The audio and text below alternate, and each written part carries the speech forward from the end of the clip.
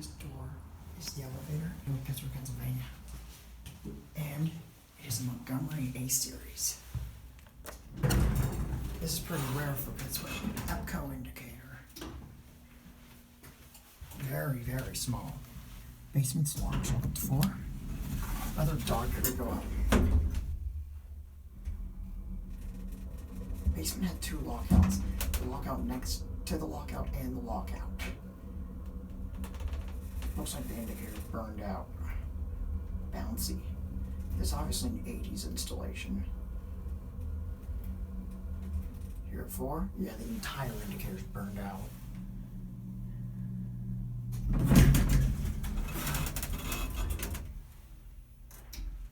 Back down to 1.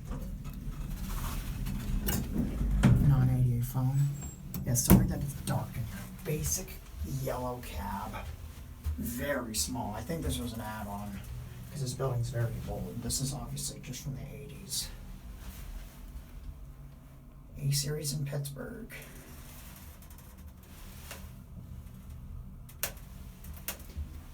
Certificate again. Thought I saw something on the end here. Yeah, basement has this lockout and either that or that lockout. And that's the lockout for 3.